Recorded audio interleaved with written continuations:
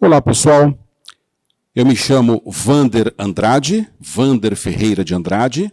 Meu propósito é trazê-los neste encontro para trabalhar um conceito, um conteúdo, hoje de grande importância, hoje de grande aplicabilidade no mercado, e, em especial, um componente de empregabilidade. Todos nós sabemos que não somente a crise financeira, as crises sanitárias, as crises pelas quais passam o mundo e que permeiam também esse momento muito particular em que vivemos, a dita revolução tecnológica, muitos espaços de trabalho estão deixando de existir, muitos campos de atuação profissional estão sofrendo profunda modificação, e um desses campos que está sofrendo esta alteração é exatamente um que nós iremos tratar. Para tanto, eu te convido para conhecer, para se aprofundar na profissão de síndico profissional. Já já nós vamos abordar o que é o síndico profissional, o mercado do síndico profissional, como que isso se coloca para você como uma oportunidade de trabalho e como você pode, inclusive, expandir esse negócio, porque é, de fato, um campo de atuação por demais interessante. Então, temos aqui a apresentação do nosso curso, o curso de formação de síndicos, o curso de formação de síndicos profissionais. Meu nome está aqui e eu já apresento aqui, mais à guisa de uma apresentação, um pouquinho da minha formação acadêmica, né? Eu sou advogado, eu sou especialista, mestre e doutor em Direito, mas, além da minha vivência acadêmica, que eu sou professor há mais de 20 anos, eu também atuo fortemente em dois campos do direito. Eu te chamaria a atenção para o direito criminal, onde eu construí toda a minha carreira, mas de 10 anos para cá, aproximadamente, eu venho trabalhando num ramo que se apresentou, que apareceu lá no nosso escritório e que demandou um cuidado e uma necessidade de aprofundamento. Nós percebemos que a área dos condomínios, ela carece de conhecimento, de estudos, de pesquisa, de análise, e eu achei bastante interessante conhecer esse universo. Fui pesquisar, fui estudar e não tardou para constatar o fato de que inúmeros profissionais que gravitam no entorno deste campo profissional carecem exatamente das informações, das competências, das habilidades necessárias para o exercício de uma sindicância em alta performance.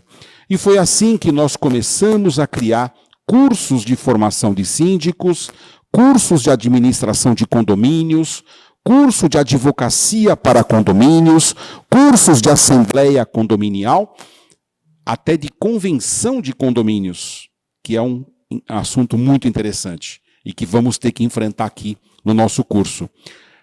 E neste desafio, nós já capacitamos mais de 3.000 síndicos profissionais no Brasil, além de advogados, além de administradores de condomínios, podemos já ter ultrapassado a marca dos 4.000 como um todo. De toda forma, pessoal, nosso objetivo aqui é compartilhar. E nesse processo de compartilhamento, eu volto aqui para o quadro, apenas para trazer para vocês o meu e-mail, que está lá, wanderandrade@bol.com.br, wanderandrade@bol.com.br. Por que isso? Porque vocês vão perceber que um curso como este não se propõe, nem poderia, com a honestidade de propósitos com a qual nós nos apresentamos, jamais poderia esgotar o conteúdo necessário para o exercício de uma função tão importante, tão relevante como a de síndico nos dias atuais. Então, esse curso ele se presta a fazer uma síntese, a fazer digamos, um apanhado daquilo que é mais importante, daquilo que você não pode deixar de saber quando decidir entrar nesse mercado e atuar como profissional. Eu quero chamar a atenção de vocês o fato de que, não raro, nos cursos que nós promovemos em todo o Brasil de formação de síndicos, é muito comum eu encontrar na sala de aula, eu estou me referindo aos cursos presenciais, pessoas que já são síndicos e que já estão, inclusive, trabalhando como síndicos profissionais. Isto porque esse mercado ele é tão veloz, ele é tão rápido, que às vezes a pessoa é contratada e começa a trabalhar sem o conhecimento necessário. E aí ele percebe que a água começa a subir, ele percebe que não é uma aventura, não é algo que você possa brincar, é uma coisa muito séria, a gestão de condomínios. Então ele passa a buscar conhecimentos, buscar curso de aperfeiçoamento, buscar curso de capacitação. Então, de antemão, eu quero fazer 2 comentários. Número 1, esse curso não é um curso exaustivo, não é um curso que vai esgotar todo o conhecimento necessário. Não, até porque esse conhecimento você vai ter que continuar. É aquilo que nós chamamos de educação continuada. Nós vamos ter que prosseguir na obtenção de mais conhecimentos, de mais informações e assim por diante. Nesse sentido, eu compartilhei o meu e-mail para que você se sinta à vontade ao longo da sua profissão, ao longo do seu exercício profissional, ao longo dos desafios que vão se apresentar para o exercício da tua atividade, para fazer indagações, perguntas, consultas. Eu estou aí à sua disposição para este fim, tá bom? Além do mais, a par de toda a minha formação acadêmica, profissional e atuação como consultor de condomínios nos dias atuais, articulista, escrevo muitos artigos para revistas especializadas na área, enfim, além de tudo isso, eu também sou presidente da Associação Paulista de Síndicos Profissionais. E desde já, eu já te faço um convite para você se tornar um associado da nossa associação, Associação Paulista de Síndicos Profissionais. Não paga nada, a associação é gratuita e o único objetivo desta associação é a promoção do conhecimento, é a difusão do conhecimento e também a difusão e a disseminação de oportunidades de trabalho para aqueles que hoje procuram adentrar ao campo dos condomínios ou potencializar os esforços que eles já vêm empreendendo. Então, aquela primeira nota, a de que esse curso não é um curso conclusivo, mas que você vai precisar continuar estudando, lendo, pesquisando nos melhores sites, nos melhores links de informação e de conteúdo, é algo que você já tem que colocar na sua pauta, a necessidade de se atualizar e obter conhecimentos em caráter permanente. Outro ponto também importante é lembrar o seguinte, né? O síndico profissional, ele demanda ter um conhecimento generalizante. O que eu quero dizer com isso? Eu quero dizer que ele deve ter informações de vários campos profissionais. Em poucas palavras, eu costumo dizer que o síndico tem que ser um pouco advogado, um pouco arquiteto, um pouco engenheiro, muito gestor, muito administrador, mas um pouco de contador, um pouco de cada coisa, tá? E eu até acrescentaria hoje em dia, haja vista aí toda essa questão com a saúde coletiva, até um pouco de médico.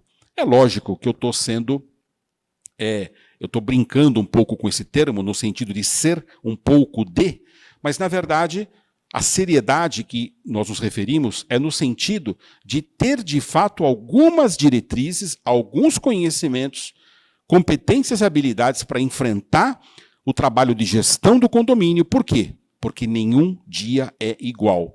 Os desafios são muitos, os desafios são múltiplos e os cuidados têm que ser redobrados. Os cuidados têm que ser triplicados. Por quê, professor? Porque nós vamos já falar do síndico e eu já vou dizer a primeira coisa que é importante que você saiba. E qual é essa primeira coisa? Número 1, O síndico é o responsável legal pelo condomínio. Ele é o responsável perante a lei no condomínio, tá certo? E perante o condomínio. Mas esta sua responsabilidade não se restringe à responsabilidade que a lei lhe confere. Esta responsabilidade e desta responsabilidade deflui outras responsabilidades. Ou seja, o síndico, ele é responsável civil. Ele vai arcar com seu patrimônio, com seus recursos, caso ele dê aso ao advento de dano ou de prejuízo ao condomínio ou aos condôminos, por uma má gestão, por uma gestão temerária, por uma administração que caminhe pela conduta dolosa ou pela conduta culposa. Mas ele não é só responsável civil, ele é responsável criminal, ele pode praticar crimes na gestão. Lógico que nós vamos trabalhar aqui um conceito muito elevado, o de síndico profissional, exatamente para que ele não incorra nesse erro. Não cometa ilícitos civis, não cometa ilícitos criminais, não cometa desvios tributários, não cometa ilícitos ambientais, previdenciários, trabalhistas, porque o síndico, caso os cometa, haverá de ser responsabilizado em cada um desses campos de atuação. Tá bom, pessoal? Então, há de se ter muito cuidado com a gestão, há que se ter, acima de tudo, esta preocupação. E se você quer ser um síndico profissional, o primeiro passo você já está fazendo, que é obter conhecimento, obter uma certificação, e as faculdades legais vão te dar esta certificação para que você possa ser um síndico profissional de sucesso ao lado desses milhares que já se formaram aqui conosco. Muito bem. Percebam aqui, pessoal, eu confronto de um lado o síndico profissional e de outro lado eu coloco o síndico tradicional. Ah, entendi, professor, o senhor disse há pouco que o síndico é o responsável legal do condomínio, que o síndico responde criminalmente, civilmente, administrativamente e em diversos outros campos da responsabilidade na condição de síndico. E este síndico, ele tem sofrido algum tipo de mudança ao longo da história? Esse gestor de condomínios, que é o síndico, como que ele tem se colocado no tempo e no espaço? Meus amigos, o condomínio é uma figura, em particular o condomínio edilício, mais adiante nós vamos ter que tratar o que é condomínio, mas o condomínio edilício, ele tem esta característica de ter que ter um síndico. Isso é interessante. Por quê? Eu comentei há pouco que a revolução tecnológica, que a crise sanitária, que a crise financeira, a crise econômica que permeia muitos campos de profissão, também chegou até os condomínios. Os condomínios, podendo, não têm mais empregados. Os condomínios, podendo, não têm mais porteiros. Os condomínios, podendo, abrem mão, o que para mim é um equívoco, abrem mão até do zelador. Para mim é um erro, e eu vou mostrar mais adiante. Também cortam postos de trabalho. E aí eu pergunto aos senhores, se o condomínio pudesse cortar o síndico, ele cortaria? Provavelmente sim. Provavelmente ele encontraria outro caminho. Todavia não pode fazê-lo. Não pode fazê-lo, porque a lei determina que deva haver um síndico. O Código Civil Brasileiro, no capítulo que trata do condomínio edilício, determina que deva haver um síndico, que todo condomínio edilício deve ter um responsável legal. Isso é muito bacana. Por quê? Ao saber que cada condomínio tem um síndico, automaticamente abre-se um campo de trabalho, um mercado de trabalho. Por quê? Voltemos ao quadro. Olha o que acontece. O síndico tradicional... Quem é o síndico tradicional? O síndico tradicional, também chamado de síndico morador, síndico voluntário ou orgânico, esse síndico, ele era normalmente alguém do próprio condomínio. Uma pessoa que morava lá no condomínio e que se apresentava voluntariamente para ser um síndico. Professor, isso mudou? Em parte. Em parte mudou, em parte não mudou. Por que em parte não mudou? Em parte não mudou, porque muitos condomínios ainda têm síndicos orgânicos, moradores e voluntários. E quem é o síndico profissional? Onde que ele surge? Em 2002, pessoal, o novo Código Civil não me parece que a pretexto de, mas de alguma forma ele ajudou, ele auxiliou para que houvesse o síndico profissional. Por quê? Porque quando o Código Civil trata do síndico, ele diz o seguinte: o síndico, vírgula, morador ou não, olha que interessante, o síndico, vírgula, morador ou não. Então, o próprio Código Civil admite que o síndico não precise ser um morador. E como os condomínios vinham tradicionalmente trabalhando, operando com síndicos, moradores orgânicos voluntários, houve um momento nessa história dos condomínios em que o impasse se colocou. E qual foi o impasse? O impasse foi gerado pelo fato, número 1, alguns condôminos não queriam ser síndico. Tem condomínio que ninguém quer ser síndico. Número 2, o fato de que, às vezes, até tem alguém que queira ser síndico. Todavia, o condomínio não quer que ele o seja. Talvez por razões de não adequação, talvez por falta de aptidão técnica. O fato é que o condomínio não quer que determinado morador seja, e muitos condomínios optam por contratar uma pessoa. E aí que surge o síndico profissional.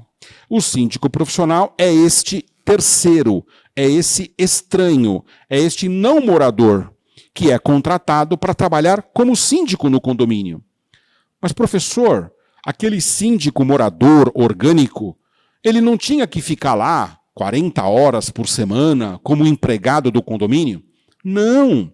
O síndico orgânico morador nunca foi empregado do condomínio, tá? Nunca foi. Ele era, repito, um voluntário que tinha ali uma remuneração direta ou indireta, mas ele nunca foi empregado. E por não ter sido empregado, ele sequer tinha uma jornada de trabalho. Porém, ele morava no condomínio. E ao morar no condomínio, o síndico acaba se sujeitando ao desconforto, por vezes, de ter que ser acionado aos finais de semana, ser acionado à noite, não ter hora para trabalhar, por assim dizer. Então, este desconforto aparente do síndico orgânico fez com que, na figura do síndico profissional, esta condição também sofresse uma modificação. Ou seja, o síndico profissional, aquele externo, aquele estranho ao condomínio, ele chega agora para trabalhar para o condomínio, porém, ele também não é empregado. Ele é contratado pelo condomínio, ele é um terceiro, ele é um prestador de serviços. Tanto que eu recomendo que quando você decida ser um síndico profissional, a primeira coisa que você deve fazer é abrir uma pessoa jurídica. Criar uma pessoa jurídica prestadora de serviços de gestão de condomínios na condição de síndico profissional. Por que isso? Professor, eu não posso ser pessoa física? Até pode. Até pode apresentar um RPA a título de comprovante do recebimento, um recibo daquilo que você efetivamente auferiu por ter sido síndico daquele condomínio. Todavia, pessoal, o RPA, a margem tributária é muito mais elevada. A carga tributária é muito mais elevada do que se você optar, por exemplo, por uma ME, uma microempresa. Você vai recolher o simples e a margem tributária, a carga tributária é muito menor. Enfim, fato é que, através de uma pessoa jurídica, é muito melhor para o síndico profissional prestar serviços ao condomínio. E quando esse síndico profissional faz o contrato de síndico, este contrato, ele já prevê, ou deve prever, deverá prever, por exemplo, a jornada de trabalho do síndico naquele condomínio. Então, essa jornada ela vai ser negociada entre o condomínio e o síndico profissional. Pode ser que o síndico profissional diga que ele vai ficar naquele condomínio segunda, quarta e sexta. Pode ser que ele diga que ele vai ficar no condomínio apenas um dia por semana. Esta escolha e esta decisão da jornada do síndico vai depender muito das demandas daquele condomínio, do formato de contrato que foi celebrado e da complexidade da gestão. Mas reparem que esse síndico profissional, a priori, é ele quem estabelece a sua jornada de trabalho, a sua rotina de trabalho. Ele vai poder e vai exercer a gestão também à distância. Hoje temos ferramentas tecnológicas como a internet, como os meios de comunicação virtuais, que dão conta da solução de atender muitas demandas em caráter rápido, veloz, como a sociedade de hoje exige. Todavia, pessoal, também é importante que o síndico esteja lá presente, esteja lá de corpo presente, faça plantões de atendimento às pessoas, receba as pessoas para conversar com elas. Porque se de um lado não é tão fácil você ser contratado como síndico profissional, de outro, no momento em que você é contratado, para você perder esse espaço de trabalho é muito rápido. Basta que você não mantenha as condições de qualidade e não atenda às expectativas do teu cliente. Não tenha dúvida que você vai perder esse contrato. Mas nós não estamos trabalhando nessa linha, ao contrário. Nós estamos aqui trazendo informações para que você tenha êxito, sucesso. E isso envolve muita dedicação, isso envolve presença física, isso envolve rapidez e velocidade no atendimento das demandas, né? Lógico, com margem de segurança, com a mais absoluta certeza, para não também, né, a pretexto de decidir rapidamente, cometer equívocos graves, isso não é adequado. Então, como eu dizia para vocês, alguns aqui podem, a essa altura, estar pensando, entendi, professor, então na evolução da história dos condomínios, eu tinha no passado o síndico orgânico e agora eu tenho o síndico profissional, morador ou não. É isso? É parte isso. Por que não é tudo isso? Porque, veja, pessoal, eu não sou contra o síndico orgânico, eu não sou contra o síndico morador, nem sou totalmente a favor do síndico profissional, em detrimento do síndico morador. Ambos podem e devem conviver. Nenhum problema em continuar tendo um síndico orgânico. Nenhum problema em adotar o modelo de síndico profissional. O que é importante é que, seja qual for o modelo, seja qual for a opção do condomínio, ter um síndico orgânico ou ter um síndico profissional, a gestão tem que ser profissional. Isso não podemos abrir mão. A gestão tem que ser profissional. Ou seja, aquilo que nós vamos dar de ferramentas para você neste curso, quando eu falo em gestão de síndico profissional, leia-se tanto para o síndico orgânico quanto para o síndico não morador contratado para este fim. As informações valerão para ambos, tá bom? Muito bem. Nesse sentido, eu já posso fazer algumas indagações, né?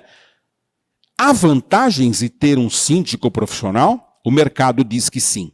O mercado diz que sim, há vantagens. E a primeira vantagem é esta aqui.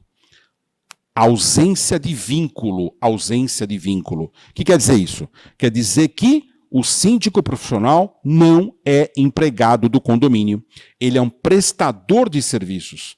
Na condição de prestador de serviços, portanto, e desde já, vamos evocar a primeira lei que ele deve conhecer. O síndico profissional deve estar ciente de que há uma lei que rege as chamadas relações de consumo. Isso porque o síndico é um prestador de serviços, ele vai realizar a efetiva prestação de serviços, ele é uma pessoa contratada, seja como pessoa física, seja como pessoa jurídica, e o condomínio é o contratante. Assim sendo, qualquer problema que houver entre os contratados, contratante e contratado, isso vai ter que ser solucionado à luz dos princípios que regem o direito do consumidor. Temos uma relação de consumo entre síndico profissional contratado e entre condomínio. Professor, é o mesmo caso do síndico orgânico? Não, o síndico orgânico não é contratado. Não sendo contratado, não há esta obrigatoriedade, não há sujeição ao Código de Defesa do Consumidor. O que não impede, olha que interessante, o que não impede que o síndico morador possa ser contratado. O que não impede que o síndico morador possa ser um síndico profissional. Lembra que o Código Civil falou? O síndico, vírgula, morador ou não. Então, o síndico pode ser morador orgânico e ser contratado ou não contratado. E nesse caso, professor, quais são os tipos de remuneração do síndico? Os tipos de remuneração são de 3 ordens. São 3 tipos de remuneração. Número 1, a primeira remuneração do síndico é a remuneração indireta. É a mais comum, é a mais frequente, é aquela que, durante anos e décadas, os síndicos vêm recebendo uma remuneração indireta. A remuneração indireta, ela é formalizada por meio da isenção da taxa de condomínio, para que uma pessoa do condomínio, para que um morador, um condômino, possa se colocar como síndico numa eleição, é preciso ter, no mínimo, uma contrapartida, uma vantagem, seja ela qual for, e os condomínios vinham sinalizando na direção da isenção da taxa condominial. Ou seja, todos pagam taxa condominial, menos o síndico morador. Isso durante anos e décadas, e até atualmente, é considerado razoavelmente suficiente para que alguém se coloque como síndico. Só que este entendimento, pessoal, vem caindo e deixando de ocorrer dia a dia. A cada dia que passa, a cada mês que passa, começa a se tornar difícil incentivar, estimular, criar algum tipo de atrativo para que um condômino, só pelo fato de não pagar a taxa condominial, se sentir convidado a ser um síndico. Isso tem gerado um gap, né, na manifestação de interesse dos próprios condôminos. Por essa razão, criou-se, ao lado desta remuneração indireta, a isenção da taxa de condomínio, a figura da remuneração direta, paga em dinheiro, mormente por força de um contrato. E, neste caso, um estranho, um terceiro, um não morador, é contratado para exercer a função de síndico e ele recebe, mercê do contrato celebrado, o valor ajustado naquele contrato, normalmente em caráter de prestações mensais e sucessivas. Tá? Só que há uma terceira forma de remuneração. Existe também o modelo híbrido de remuneração. Esse modelo híbrido, ele contempla uma isenção de taxa de condomínio combinada com uma remuneração direta. É o que tem acontecido em inúmeros casos. Uma de minhas ex-alunas, hoje síndica, atuante num determinado condomínio, ela começou assim. Ela se candidatou na eleição, ninguém queria ser síndico, a gestão anterior tinha sido horrenda, terrível, precária, gerou prejuízos ao condomínio. Ela fez o curso conosco, ela se capacitou e ela concorreu à síndica, tendo como horizonte remuneratório tão somente a remuneração indireta, a isenção da taxa condominial. Mas ela fez um ano de gestão maravilhoso. E naquele condomínio dizia a convenção, e a convenção é a lei que rege o condomínio, a convenção dizia que a eleição do síndico deveria ser feita anualmente. Os mandatos do síndico naquele condomínio deveria ser de 1 ano. E eu perguntei para ela, escuta, você vai se candidatar novamente? E ela falou, eu vou me candidatar. Porém, eu vou avisar antecipadamente o conselho e posteriormente a assembleia e submeter à assembleia a minha proposta no sentido de que, além da taxa condominial e a isenção dessa mesma taxa, o síndico também receba um valor, um prolabore, um recurso financeiro. E, num primeiro momento, a Assembleia não recebe bem uma informação como esta, mas ao olhar para a gestão que ela estava realizando, e ao constatar que ninguém também queria ser síndico, nem mesmo com a oferta de um recurso financeiro, não tardou para que houvesse uma concordância, uma aquiescência, e a partir dali ela assumiu e continua hoje como síndica, uma gestão muito profissional, muito adequada, daquelas que eu me orgulho de dizer que trabalhou e tem trabalhado conosco. Então vejam, pessoal, que isso também é possível, um modelo híbrido de remuneração, né? Uma das perguntas que costumam ser feitas para mim é como que o síndico deve definir o valor a receber. E isso vai depender de outra pergunta. Quanto que o mercado paga pelo síndico profissional? Estudos feitos de campo concluíram que nós temos várias faixas salariais. Vamos chamar salarial, né? Vamos chamar de remuneratória. Vamos colocar como remuneratória. Várias faixas remuneratórias. Eu digo isso porque não é um salário, né? Mas as faixas de remuneração oscilam. Para os condomínios pequenos, e já já eu falo o que é um condomínio pequeno, para os condomínios pequenos de R$ 2.000 a R$ 2.500, e elas vão evoluindo as taxas remuneratórias. Eu vou encontrar síndicos ganhando R$ 4.000, R$ 4.500, R$ 6.000, e há casos de síndicos ganhando R$ 12.000, R$ 14.000. O que justifica um valor como este? Normalmente grandes condomínios, grandes complexos condominiais, os chamados condomínios clube, onde você tem uma gama de atividades muito intensa e que exigem, diferentemente daquele modelo que eu falei, do síndico ir lá uma vez por semana ou duas, não raro uma entrega de presença muito maior. Às vezes a semana inteira esse síndico vai ter que se fazer presente, mas são escolhas, né? Eu conheço síndicos, também nossos ex-alunos, que hoje são síndicos de 4, 5, 6 condomínios. Como é possível isso, professor? Lembra que eu falei? Você quem faz sua jornada. Você pode ir num condomínio na segunda-feira, no outro na terça, no outro na quarta. A depender do tamanho e das dimensões do condomínio, eu conheço condomínios que têm 10 torres, 15 torres, 20 torres. Talvez seja necessário, nesse condomínio, que é um microcosmo, que é uma verdadeira cidade, onde o síndico, metaforicamente falando, é o prefeito, talvez esse prefeito tenha que ter, metaforicamente falando, os seus prefeitos regionais.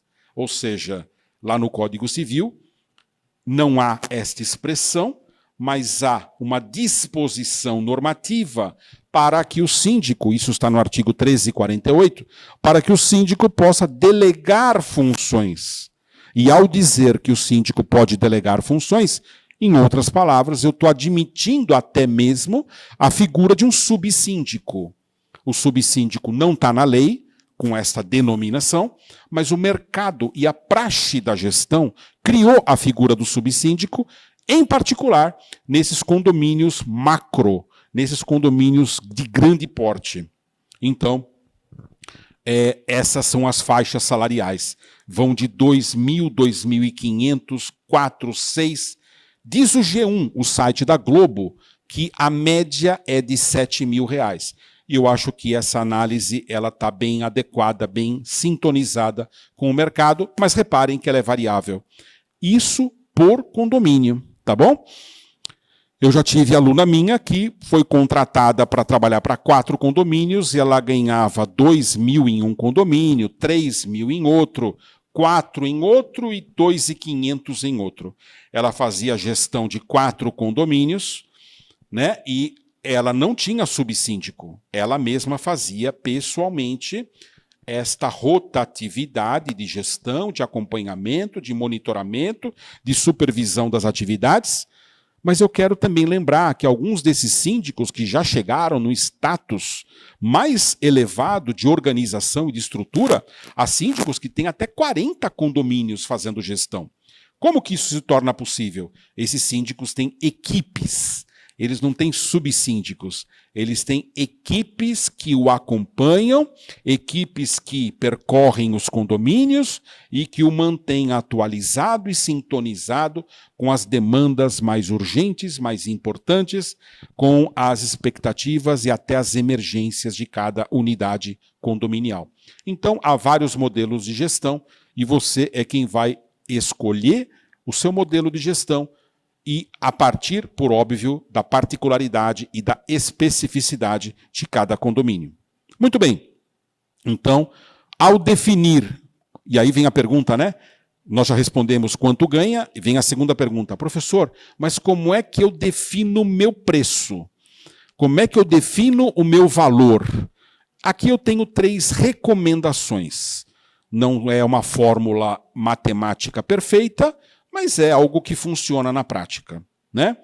Primeiro, você tem que saber quantas unidades tem o condomínio. Para saber se é um condomínio pequeno, um condomínio médio ou um condomínio grande. Um condomínio pequeno seria aquele entre 20, 30 até 50 unidades, poderíamos chamá-lo de um condomínio pequeno. Um condomínio médio é aquele que vai de 60 unidades até 120 unidades. E acima de 120, há condomínios com 200, 300. Outro dia desses, eu, como advogado, fui também perguntado, também consultado, se eu poderia dar assessoria jurídica a condomínios, e é o que eu faço, né? Eu não atuo como síndico profissional, embora pudesse fazê-lo, não é o meu objetivo, eu atuo mais na consultoria jurídica. E a primeira pergunta que eu fiz foi: quantas unidades tem o condomínio?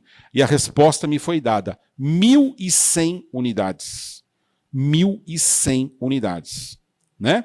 Você multiplicando isso por número de pessoas, imaginando que você possa ter ali, naquele condomínio, 5 pessoas por unidade, nós estaríamos falando de uma população naquele condomínio de 5.500 pessoas, e há municípios no Brasil que não têm essa população. Por isso que eu equiparo, né, muitas vezes, a gestão de um condomínio, a gestão de uma cidade, que não deixa de ser o condomínio, uma microcidade, um microcosmo. Vamos avançar um pouquinho mais também falando sobre isso.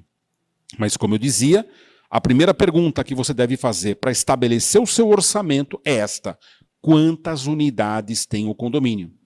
Um condomínio de pequeno porte talvez não demande tua presença física ali, um empenho muito grande, você pode estabelecer um valor menor. Um condomínio de médio porte talvez exija um esforço maior, um acompanhamento maior, o que se dirá de um grande condomínio. Este é o primeiro parâmetro. O segundo parâmetro diz respeito ao valor da taxa condominial. Antes de apresentar um orçamento, o síndico profissional deve fazer essa indagação. Qual que é o valor da taxa condominial? E onde reside a importância em saber o valor da taxa condominial? A importância reside no fato de que, ao saber o valor da taxa condominial, eu tenho que saber o quanto a minha oferta vai representar de impacto. Por quê, pessoal? Porque quando você fala na contratação de síndico, uma das leituras possíveis, que é equivocada, mas é uma leitura possível, é a de que estará havendo aumento de despesa. Professor, mas matematicamente esse argumento é insofismável, é indiscutível, que haverá aumento de despesa se eu não contratava síndico e agora eu vou contratar. Isso é aumento de despesa, professor? Pois é, não necessariamente. Porque quando você tem um síndico profissional à frente do condomínio, ele pode fazer uma gestão tão positiva e tão profícua que os resultados da gestão apontem para a redução de despesas. E, nesse sentido, a contratação de um síndico profissional deixa de ser despesa para ser um grande investimento. Percebe como é só mudar a entonação, o olhar, e você vai identificar uma outra possibilidade de enxergar o fenômeno da contratação do síndico profissional não como despesa, mas como investimento. Não como custo, mas como valor, como algo que vale. Tá bom? Muito bem. E a terceira pergunta que eu, como síndico profissional, faria para ter condições de apresentar o meu orçamento é a complexidade da gestão. Portanto, número 1, o número de unidades. Número 2, o valor da taxa condominial. Número 3, a complexidade da gestão. Eu falava daquele fato que a apresentação de um orçamento agora, de uma nova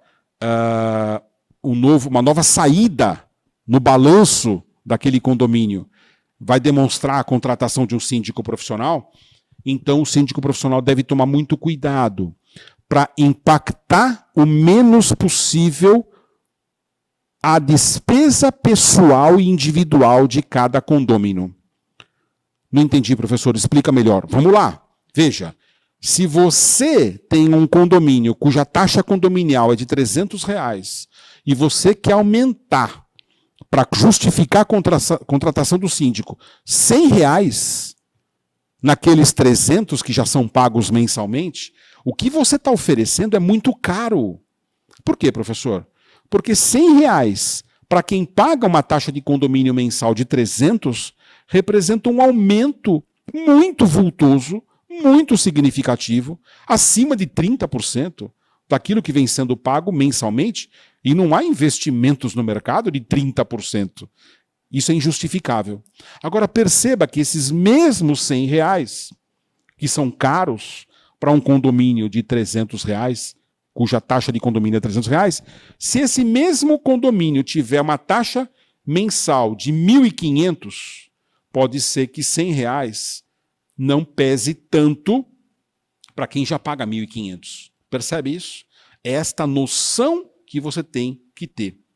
Na semana que se passou, um ex-aluno nosso me mandou uma mensagem e falou: professor, existe a possibilidade de trabalhar com uma faixa para eu identificar o valor da taxa por unidade? Também é possível, também é possível. Nesse sentido, você pode fixar uma taxa que vai ser a tua remuneração a partir do conceito de R$20 por unidade até R$50 por unidade. Repito, a depender do tamanho, a depender da complexidade, a depender das dificuldades. E eu também recomendo ao síndico, quanto possível, visitar o condomínio antes de apresentar o seu orçamento. Se possível, conversar com o síndico anterior, se possível, conversar com o conselho, se possível, conversar com funcionários, com empresas que fornecem serviços, enfim, munir-se do maior volume de informações possível, porque depois que ele ofertou o seu valor, depois que ele celebrou o contrato, ele vai ter que trabalhar com aquele valor que foi ajustado. Se é um valor adequado, muito que bem. Se for um valor inadequado, nós poderemos ter problemas e não queremos que isso aconteça. Tá? Então, voltando aqui ao nosso quadro, a primeira vantagem de termos um síndico profissional é ele não ser empregado. Segunda vantagem, pessoal, a gestão profissional.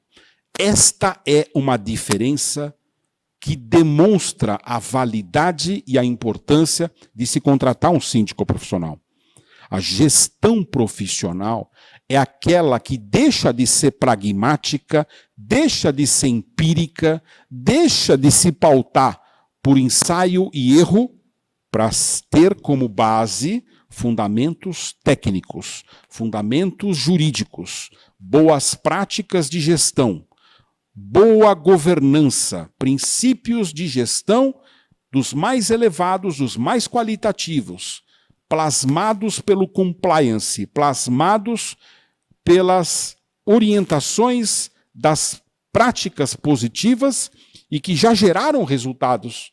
E daí porque o estudo de caso também se coloca como de grande relevo para que não se coloque ali no dia a dia aquela gestão temerária, aquela gestão não profissional, em que em seu local seja trazida uma gestão de alta performance, uma gestão séria, uma gestão transparente, uma gestão honesta, Mas, acima de tudo, uma gestão eficiente, que traga resultados e, se possível, encante o seu cliente. Este é o grande objetivo, né? Encantamento do cliente, superação das expectativas do cliente.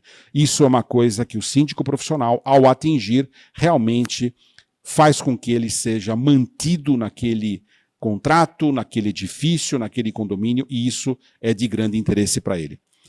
Terceira característica, ou grande vantagem, a impessoalidade. O fato de termos um síndico que não mora no prédio ou que se posiciona, mesmo que more, de modo impessoal, equidistante, né? Não prestigiando amigos, não perseguindo inimigos, até mais, evitando essas relações de amizade promíscuas, querendo dizer com isso que, na hipótese de um amigo ter praticado uma transgressão, ele deixa de punir, ou na hipótese de um inimigo que deixa de pagar a taxa condominial, ele vai agir com maior rigor? Nada disso. O síndico tem que agir de forma impessoal, equidistante, igualitária, isonômica, tratando todos com a máxima igualdade possível e com distanciamento profissional. É muito importante. Não se esqueçam, pessoal, que é uma atividade onde muitas vezes ele vai ser atacado, ele vai ser achincalhado, ele vai ser até ofendido. E muitas vezes ele vai ter que sublimar tudo isso. O que não quer dizer que ele tenha que compactuar com graves acusações, com verdadeiras infâmias, injúrias ou calúnias. Não. Ele pode e deve perquirir a responsabilidade criminal daqueles que, porventura, tenham praticado delitos contra a sua honra. Por outro lado, há situações do cotidiano onde ele vai se deparar com pessoas. Síndico trabalha com pessoas. Pessoas idosas, crianças, adolescentes, pessoas num perfeito equilíbrio, pessoas que não estão no seu melhor equilíbrio, no seu melhor juízo, no seu melhor momento.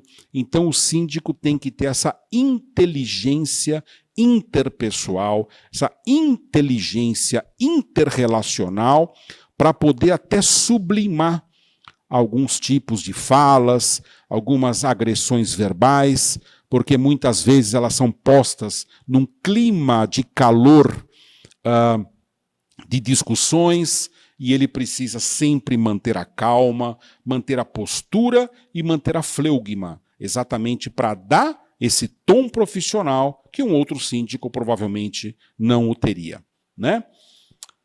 Economicidade. Olha que interessante.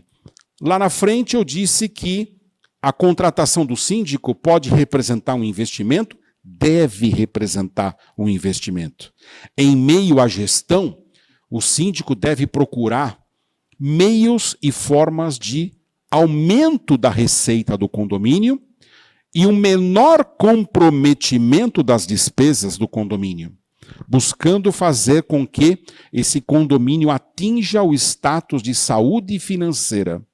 E a saúde financeira passa necessariamente por equilíbrio das contas, passa por ter uma forte reserva, o chamado fundo reserva do condomínio deve estar sólido, deve estar garantido, esse dinheiro deve estar em investimentos diversificados, justamente para que não se coloque em risco o patrimônio de todos os demais condôminos. Portanto, o síndico, é importante que ele saiba que ele não é um empresário e que ele não faz a gestão de uma empresa, porque condomínio não pode visar lucro.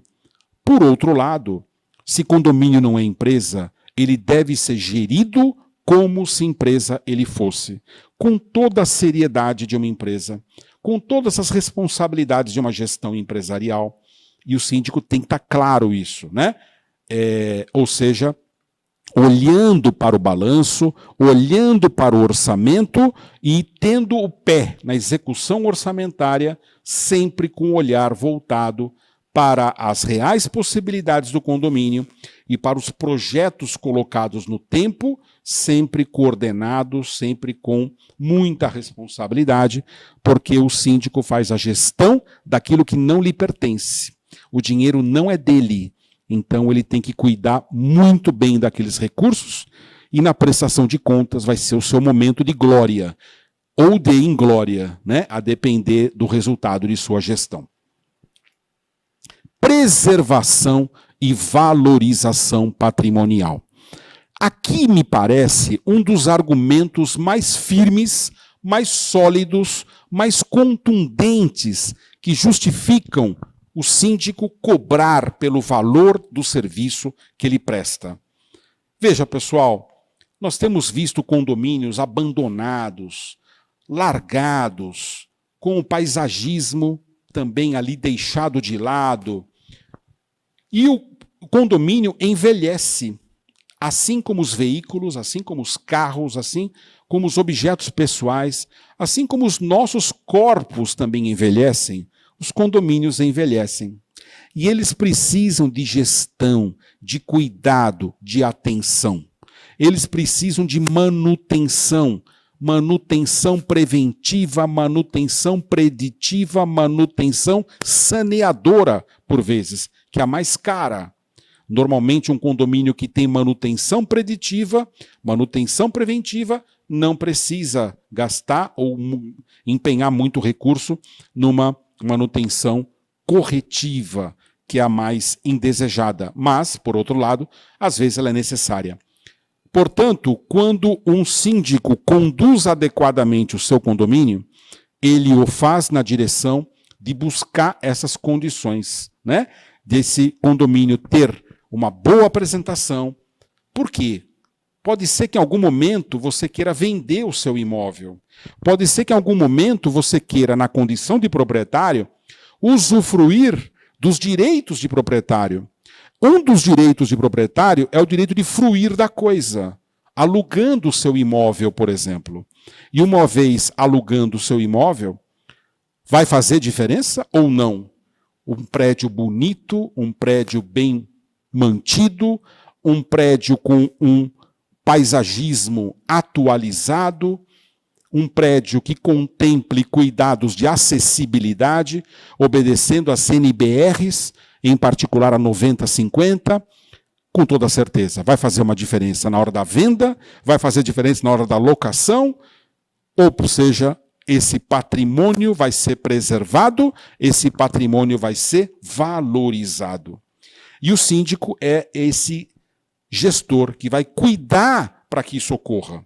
Não se esqueça que em nada sendo feito, o tempo por si só, a chuva, as inundações, as intempéries, o sol escaldante, o vento, a areia da praia, tudo isso vai trazer o quê? Corrosão, erosão, envelhecimento do prédio. Portanto, nessa fotografia que eu trago aqui, que não é nem tão elucidativa, mostra um prédio que nem mais existe na cidade de São Paulo. Eu me refiro ao prédio Edifício São Vito, que ficou muito conhecido pela alcunha de Treme-Treme. Esse prédio chegou ao colapso. Ele foi implodido. Lógico, o abandono chegou ao seu grau máximo. Então, nós trabalhamos para que isso não aconteça. É muito raro isso ocorrer, mas não é porque é raro que não é uma possibilidade. Daí porque preservação, cuidado com o prédio, com o edifício, com o condomínio, com as manutenções, com o embelezamento interno, externo, tudo isso é de grande importância. E é o síndico que vai cuidar dessas funções, e é uma grande vantagem contratar um síndico profissional, porque você vai poder exigir deste síndico e ele vai poder oferecer esses serviços que garantam preservação e valorização imobiliária. Tudo bem?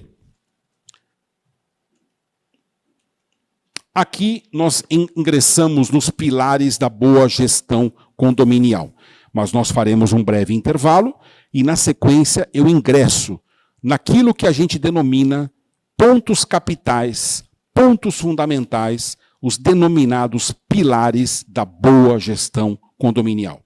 Já voltamos um breve momento.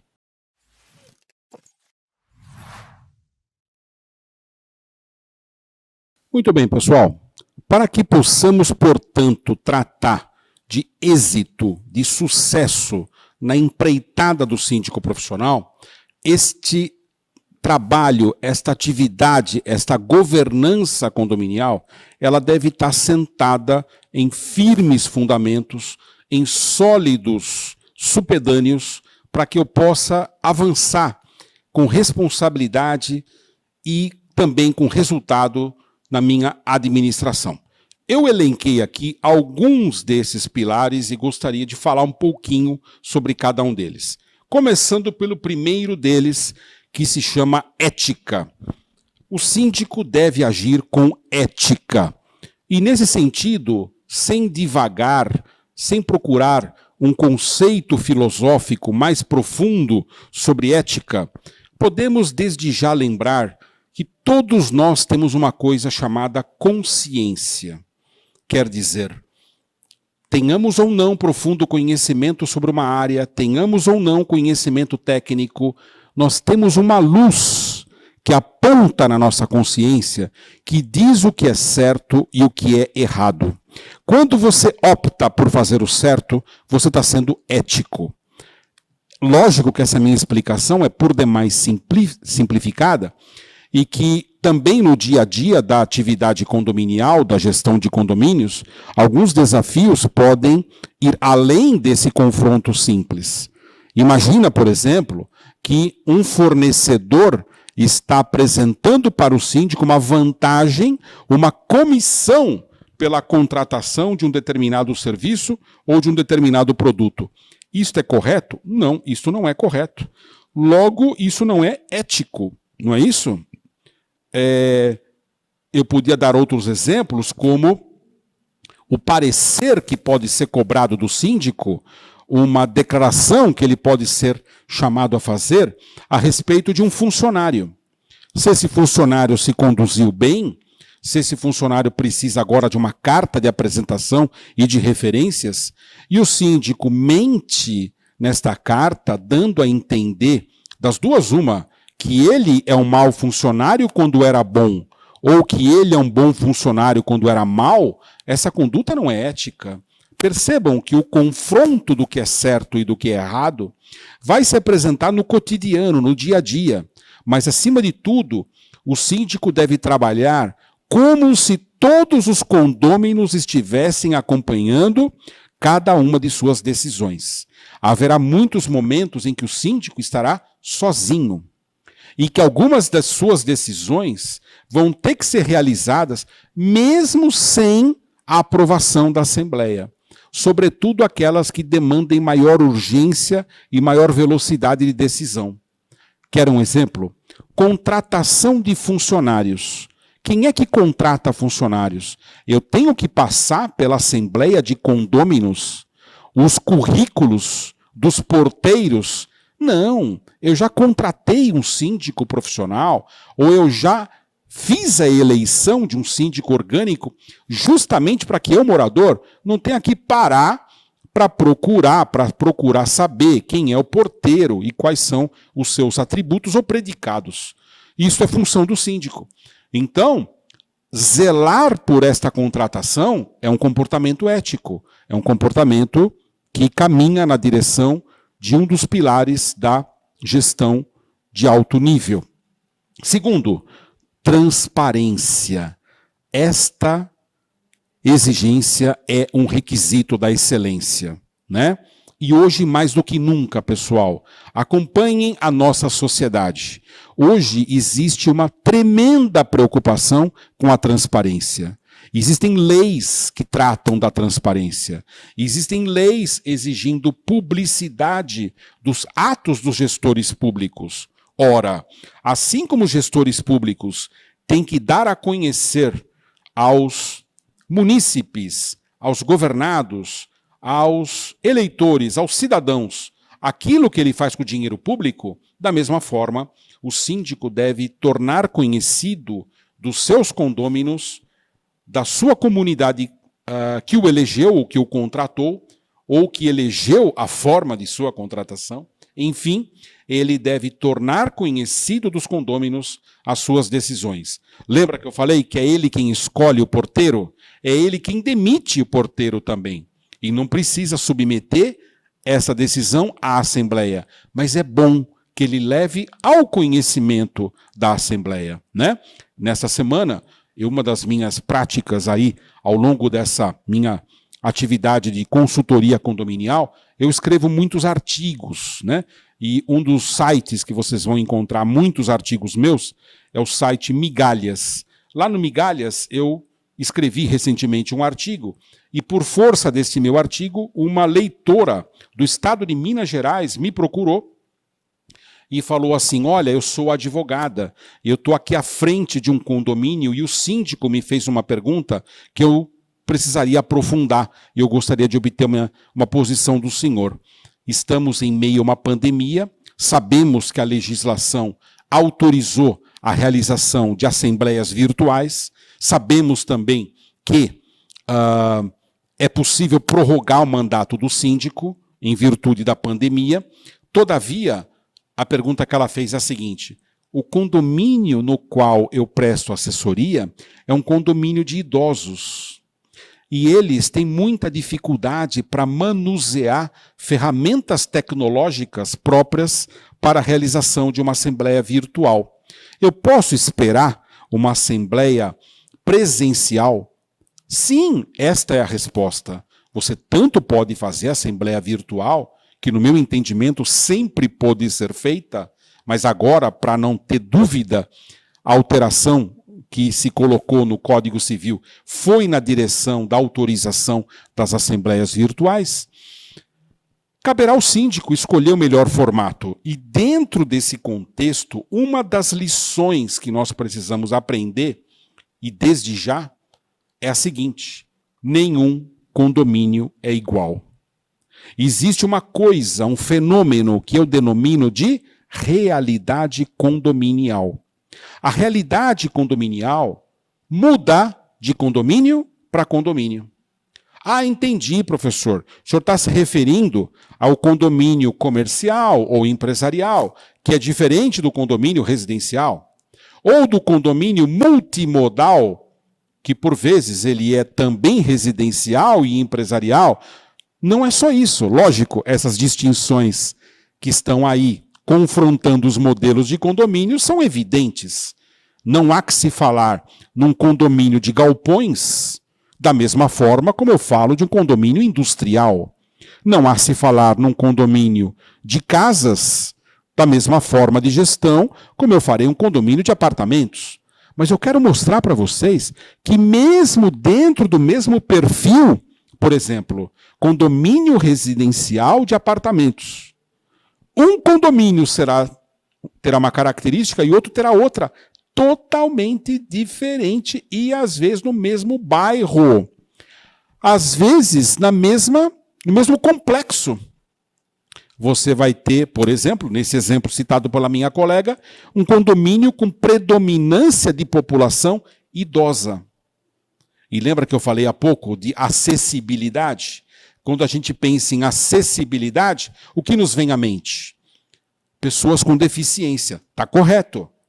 Pensar pessoas com deficiência com acessibilidade. Perfeita a ligação. Só que a visão do síndico tem que ser mais ampla. Quando o síndico vê o tema da acessibilidade, que nós vamos trazer para o nosso curso, vamos ter que discutir acessibilidade. Quando o síndico vê o tema da acessibilidade, ele tem que pensar não só nas pessoas com deficiência, não só nos cadeirantes, não só nas pessoas cujas condições físicas não lhes permitem ter a liberdade plena de locomoção, mas ele tem que pensar nos idosos, nas pessoas com mobilidade reduzida, num jovem, num adolescente que pode ter fraturado a perna e que temporariamente está andando de muletas, naquele morador que precisa de um tratamento médico ou psiquiátrico e o condomínio precisa receber uma ambulância para levá-lo até o hospital, até o posto de saúde, até o médico. Percebam a dimensão dos problemas, pessoal, que envolvem a gestão de um condomínio. Vão muito além da visão comum, vão além do marco. Mas, de toda forma, tudo que for feito deve ser objetivado, translúcido, transparente, no sentido de tornar conhecido do público as decisões condominiais. Mas eu vou mais longe. Quer ver um assunto que deve ser transparente, que deve ser translúcido e que deve ser publicizado, ou seja, tornado público da coletividade condominial? Os débitos condominiais. Meus amigos, se você é condômino, você tem dever jurídico, você tem obrigação. O Código Civil, não à toa, quando ele fala dos deveres do condômino, ele diz que o primeiro dever é pagar. Pagar a obrigação condominial. Arcar com as despesas das áreas comuns do condomínio, mediante o pagamento da taxa do condomínio, mediante o pagamento das despesas ordinárias e das despesas extraordinárias. Ora, se todos cumprem com esta obrigação, céu de brigadeiro. Estamos no melhor dos condomínios, estamos no melhor dos mundos. Só que isso não acontece. Há situações em que condôminos deixam de pagar, atrasam os pagamentos e, o pior, mantêm-se em estado de inadimplência. Quando isso ocorre, no processo de prestação de contas, e o artigo 1348 do Código Civil determina ser função do síndico, ser papel do síndico, integrar a sua competência à prestação de contas. Quando o síndico presta contas, ele tem que informar a comunidade condominial, inclusive o condômino que não está pagando.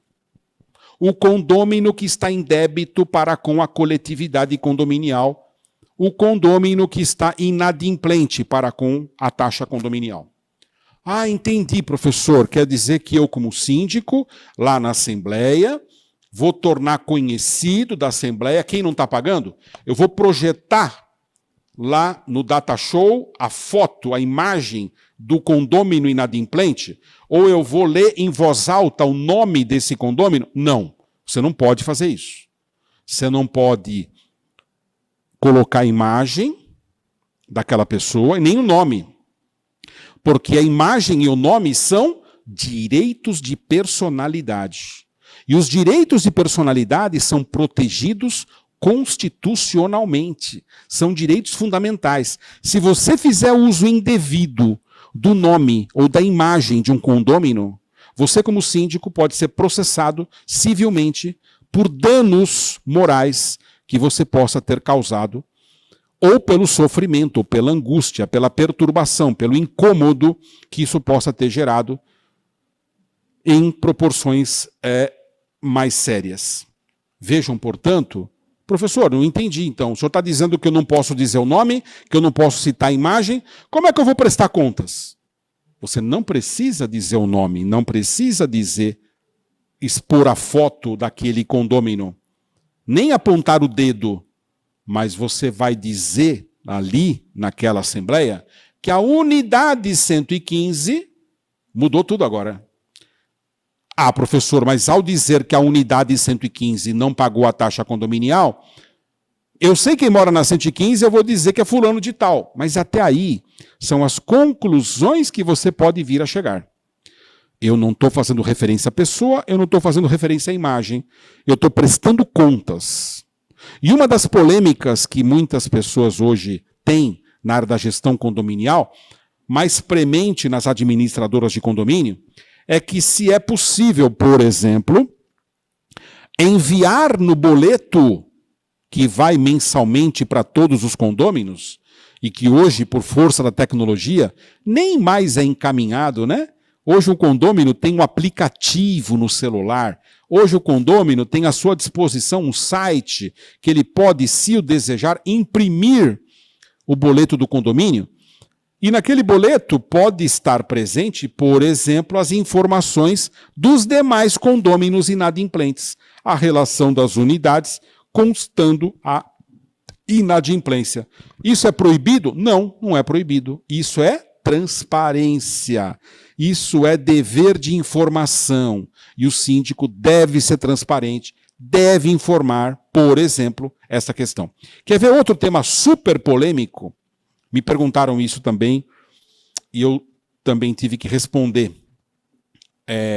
A pergunta me foi feita foi a seguinte, foi um jornal aqui de São Paulo que me perguntou: doutor, em meio a uma pandemia como a que estamos vivendo, deve o síndico tornar conhecido o nome da pessoa que está contaminada com uma doença altamente contagiosa e de efeitos altamente deletérios, como a Covid-19, por exemplo? Eu quero deixar claro que nesse curso, nós vamos ter um momento em que eu vou dar ênfase até aos aspectos da gestão envolvendo pandemia. Isso não tinha em cursos anteriores. O advento desta situação nova e aquilo que eu chamava a atenção de vocês, de termos que estar sempre nos atualizando, até eu, né? Tenho que estar me atualizando, me obriga agora, num dos nossos módulos, eu vou falar sobre a gestão do condomínio em tempos de restrições sanitárias, como essas que estão sendo impostas atualmente, e como outras esperamos que não ocorram. Por outro lado, nós como gestores precisamos estar preparados até para uma recidiva desta epidemia ou de outra que possa surgir. Então, na dúvida entre divulgar ou não, qual foi a minha orientação? Em primeiro lugar, eu entendo que cabe ao condômino contaminado dar ciência ao síndico. Isso deve ter sido colocado para todos os condôminos. Senhores condôminos, caso os senhores estejam contaminados, seja detectado o estágio de contaminação, os senhores deverão informar o síndico. E daí decorrendo uma série de deveres, por exemplo, de não circulação nas áreas comuns, de permanecer em absoluta quarentena, isolamento social na unidade autônoma, entre outros deveres do próprio síndico, do próprio condômino, do próprio condômino. Todavia, eu entendo que o síndico não deve dizer, a menos que obtenha autorização expressa do condômino, o seu nome e a sua imagem. Não precisa isso. Basta que ele comunique, sim, ele deve comunicar à comunidade condominial que há uma pessoa infectada naquele condomínio, em tal andar, também para o fato de que as pessoas tenham esta informação e possam se conduzir com maior cautela. São desafios antes não apresentados para o gestor de condomínios, hoje e cada vez mais novos desafios vão se apresentar. Muito bem. Terceira base, terceiro fundamento, terceiro pilar da boa gestão condominial. Estou me referindo à formalização. O que é isso, formalização? Meus amigos, esta é uma exigência que eu trago para os meus alunos e eu automaticamente tenho que obedecê-la, mesmo não sendo síndico. Por quê? Vejam, formalizar significa trazer para o papel, trazer para o escrito, reduzir a termo todo e qualquer documento, toda e qualquer conversa, toda e qualquer tratativa, todo e qualquer orçamento, todo e qualquer ajuste negocial tem que ser trazido à formalização. Vamos dar aqui alguns exemplos? Vamos lá. Um síndico recebe um telefonema de um morador que está fazendo reclamação, de um outro morador que está fazendo barulho e o está incomodando. O que deve fazer esse síndico? De cara, a primeira coisa que esse síndico deve fazer é pedir para o condômino que formalize esta reclamação, que reduza a termo, que escreva esta reclamação. Mas ele vai dizer, não, eu quero me preservar. eu quero fazer de forma tal que eu não me torne conhecido por força dessa reclamação. Veja, se a reclamação trazida for de interesse coletivo, o síndico poderá até não torná-la conhecida relativamente à pessoa que reclama. Agora, se o morador reclama de outro morador, até para que este possa se defender, será necessário que ocorra uma formalização. Esta formalização, ela não requer um requinte, não requer um rigor absoluto. Não! Nós estamos falando de uma formalização que pode se dar de uma forma muito simples, que é o famoso e tradicional livro de ocorrências, que muitos condomínios têm e que são fontes importantes de registro. Todavia, meus amigos, eu acho que nós podemos avançar etapas e podemos já superar essa etapa do livro de ocorrências. Por quê? Porque hoje, nós que somos advogados, ainda temos poucos e cada vez menos processos físicos, que são aqueles volumes, aqueles impressos, muitos deles de milhares de páginas. Por que esses processos físicos hoje não mais existem ou cada vez menos? Porque houve uma opção de gestão pelo Poder Judiciário e hoje os processos judiciais são todos digitais. Até a polícia trabalha com boletim de ocorrência digital. Ora, meus amigos, se o mundo está caminhando e já está com passos muito avançados no universo digital, o condomínio não pode ser diferente. O livro de reclamações deve continuar existindo, mas na minha ótica, esse livro deve ser um livro digital. Um livro no qual as ocorrências não precisam se tornar do conhecimento da coletividade. Se ela for julgada do conhecimento, do interesse da coletividade, esse julgamento será feito pelo síndico, quando no máximo pelo conselho, juntamente com o síndico, Então há uma informação ali, por exemplo, de que há um traficante de drogas no condomínio. Essa informação é importante? É importante, mas temos que tomar cuidado. Pode ser uma informação leviana, pode ser uma acusação infundada, pode ser uma acusação séria. Então, qual o primeiro passo? Investigar.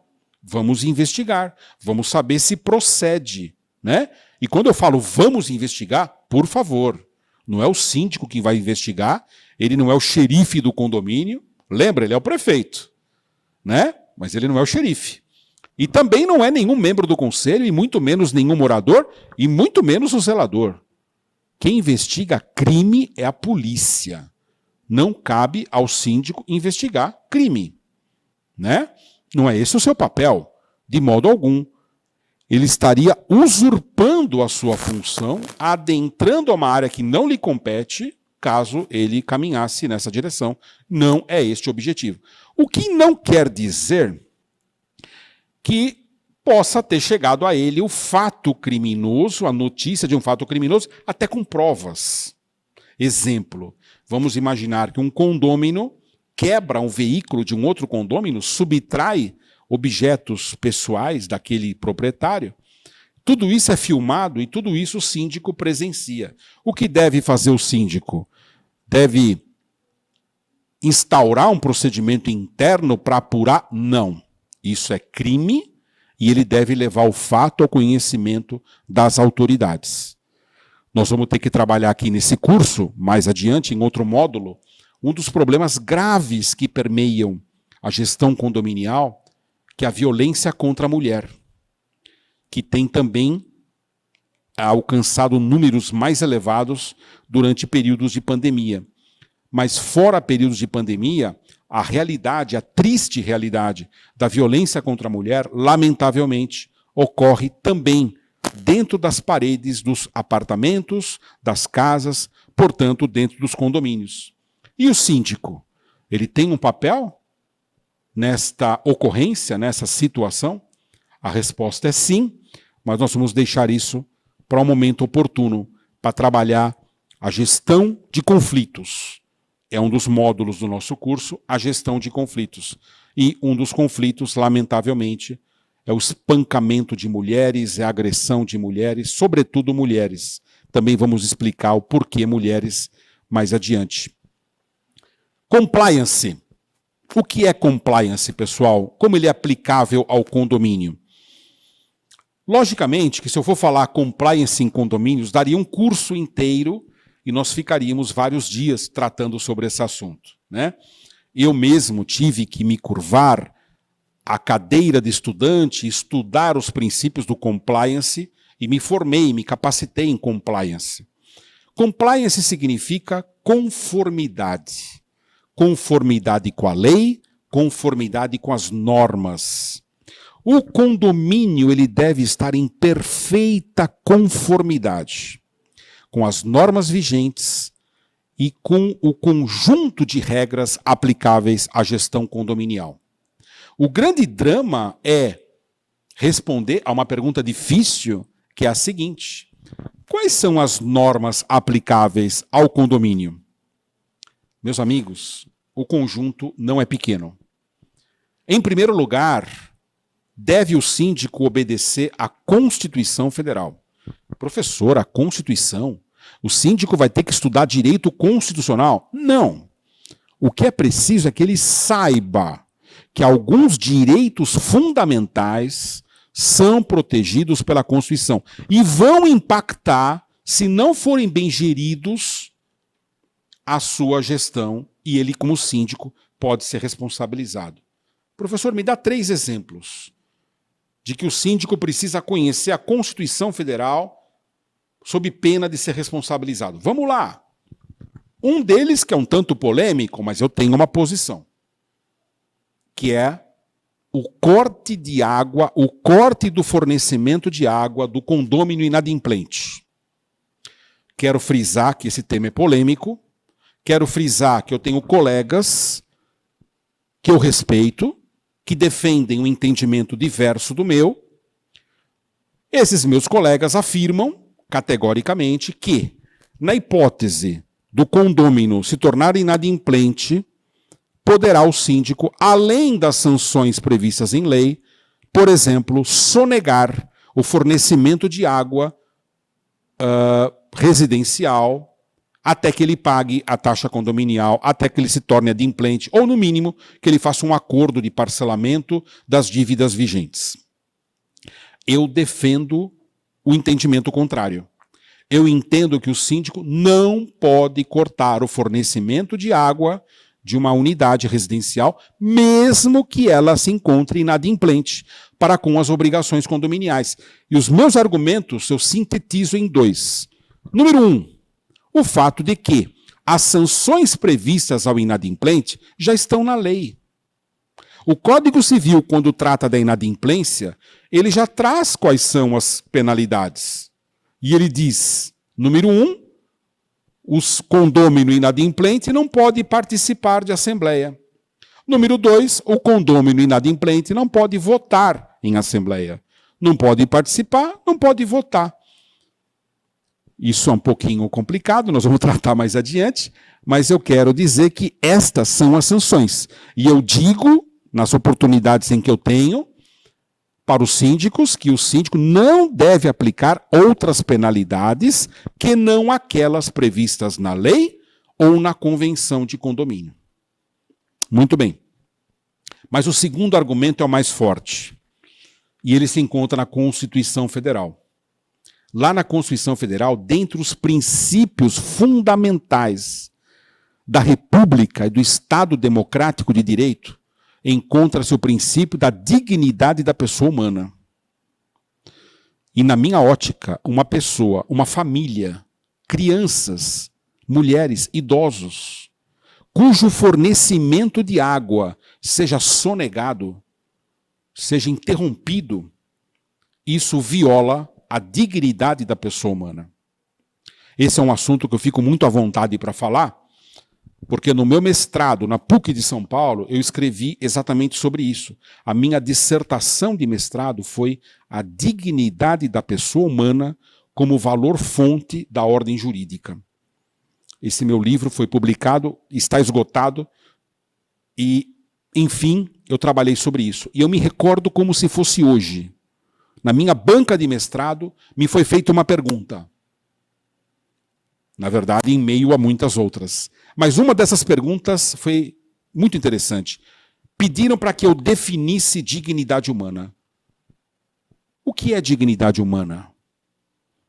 E eu disse, na minha resposta, que dignidade humana não é algo que se explique dizendo o que é. Dignidade humana se explica dizendo o que não é.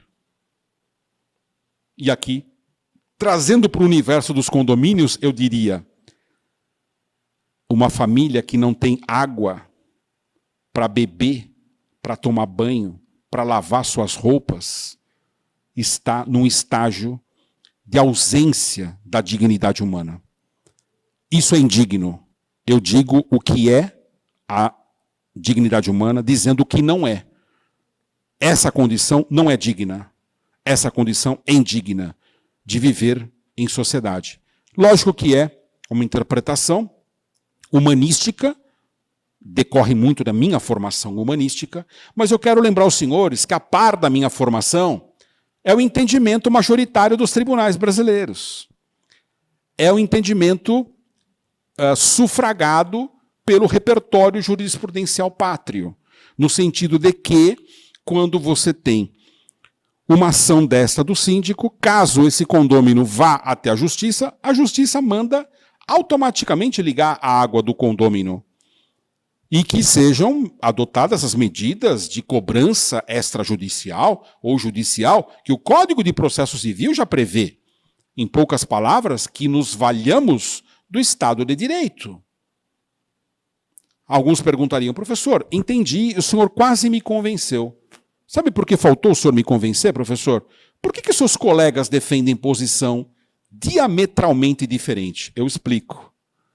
Os meus colegas que assim o fazem usam um argumento que é difícil de enfrentar, que é o argumento do custo-benefício, que é o argumento da efetividade. Não entendi, professor, explica melhor. É o seguinte: cortar água funciona, que é uma beleza. Funciona. Ou seja, o condômino cuja água foi cortada, ele vai correr para pagar, para poder fazer um parcelamento. Tem funcionalidade, tem efetividade, tem eficácia no plano da solução do problema do condomínio.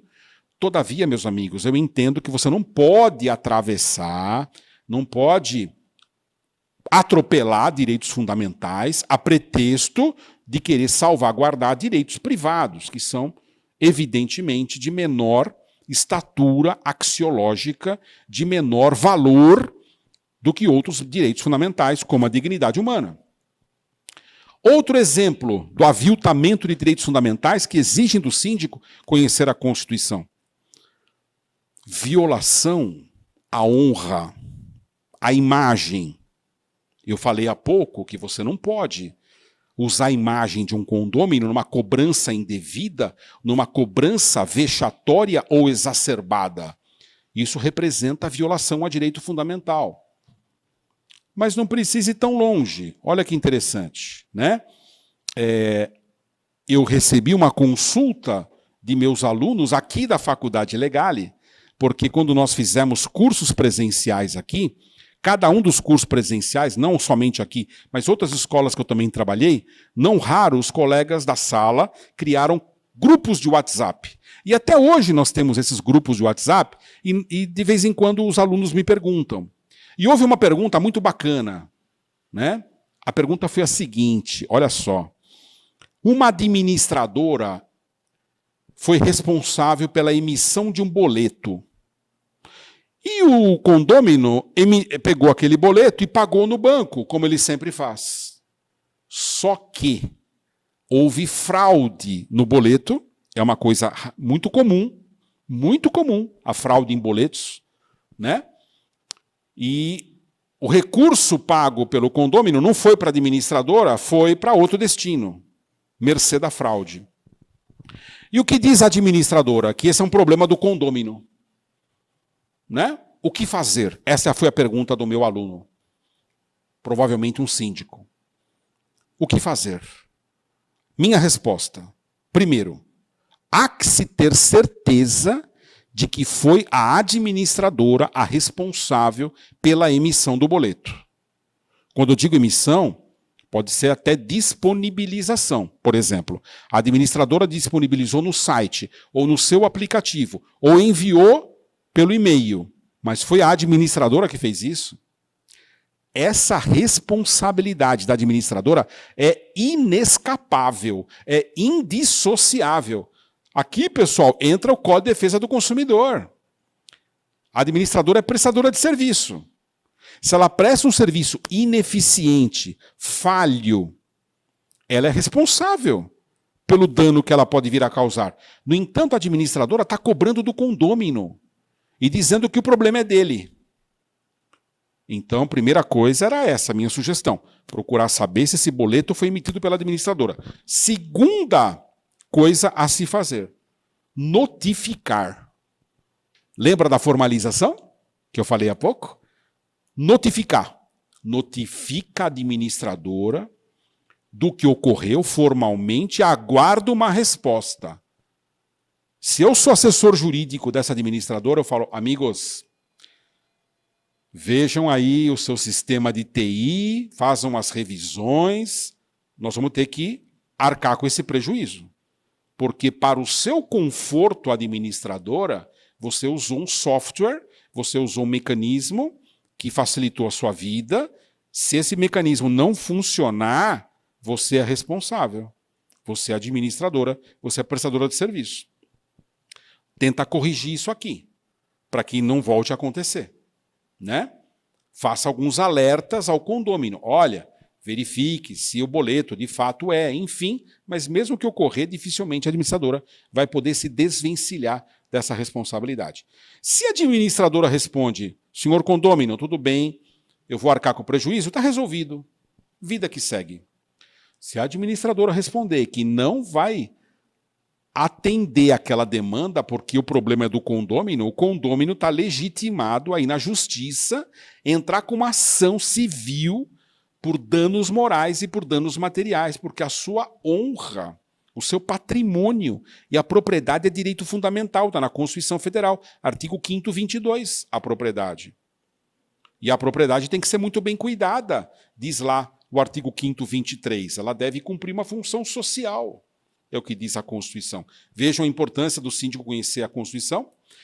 Então, compliance significa estar em conformidade com a Constituição, com o Código Civil, com a Convenção de Condomínios, com o Regulamento de Condomínios, com as deliberações da Assembleia, com as normas municipais vigentes naquela cidade onde está aquele condomínio, com as normas estaduais e federais vigentes naquela localidade, e ainda com um conjunto de normas que não são leis, nem são decretos governamentais, mas que têm aplicação nos condomínios. Eu estou me referindo às NBR. O que são as NBR? São as normas técnicas, as normas da ABNT, as normas da Associação Brasileira de Normas Técnicas. Existe um conjunto de normas técnicas.